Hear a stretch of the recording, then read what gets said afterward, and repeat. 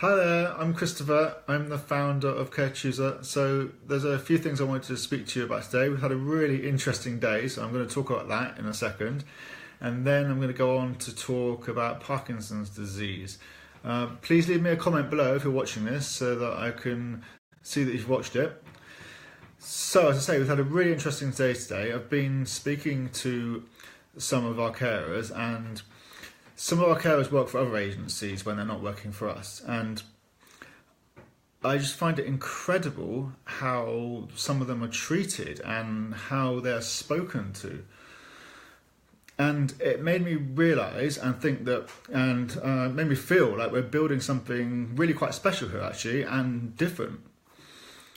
We don't force our carers to do jobs that they don't want to do. We speak to them with respect, and we help to develop them, not just as carers, but also as people. And we give them freedom. We give them freedom to make decisions, and I find that it comes back. We get better care. I think it's a two-way process. So if you want your carers to genuinely care, then I guess you need leaders that genuinely care too. I worked as a carer before founding CareChooser, and I was forced to work shifts, forced to work with clients. I didn't have any choice. I wasn't trusted. I was told to phone in and log beginning times, phone in and log ending times, and it made me feel deflated, untrusted, and demotivated, I guess. So we trust our carers. We trust our carers will be there on time, or else phone and let the family know. And I can't think of a single time when I've had an issue. So yeah, just wanted to share that with you. Leave me a comment below and let me know what you think. Right, I'm now going to move on to speak about Parkinson's disease, which is the 6th episode in our series of conditions. So you can catch all the other episodes and other conditions on our website, carechooser.com, if you just hit Home Care Guide at the top. Okay, so Parkinson's. Parkinson's disease is a condition that physically affects and damages the brain.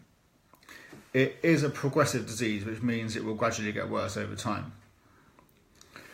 Parkinson's is a dementia. It's a rarer form of dementia, and it's caused when nerve cells are lost in the substantia nigra area of the brain. This is towards the lower middle of the brain. Also, people living with Parkinson's don't have enough of the chemical dopamine, because the cells that are lost are the ones that produce dopamine. Dopamine is the chemical that enables messages to be sent to different parts of the brain that manage movement. In the UK at the moment, there's around 1 in 500 people who are estimated to be affected by Parkinson's disease. Okay, so let's move on to talk about the symptoms of Parkinson's. There are many, many different symptoms related to Parkinson's disease.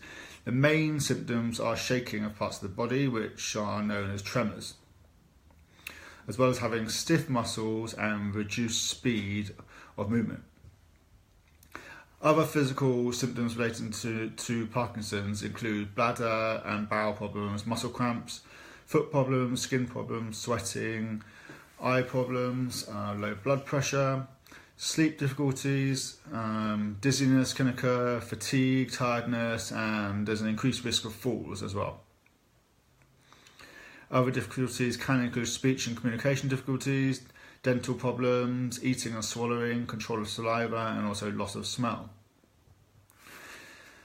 And also other symptoms, not physical symptoms, but other symptoms that someone living with Parkinson's could have include depression, hallucinations, delusions, anxiety, difficulties with memory, and also difficulties with thinking. So how do you care for someone with Parkinson's disease? There isn't currently a cure for Parkinson's disease. There are, however, different treatments and therapies available, which can help with the symptoms and help a person living with Parkinson's to live well. So these can include physiotherapy, dietary therapy, speech and language therapy, occupational therapy, and also different medications. There are alternative therapies that people with Parkinson's use, such as art therapy, acupuncture, and many others. It's really important that you take medical advice from your GP before beginning any therapies or medication or any of the alternative therapies. Right, so that was the 6th in our series on Parkinson's disease. You can see a written copy of that at caretuesday.com if you go to the home care guide at the top. And then also below this post there is also a guide which was written back in 2017 about how to adapt your home for Parkinson's. So check that out. And I shall be back soon. So have a nice evening. See you, bye bye.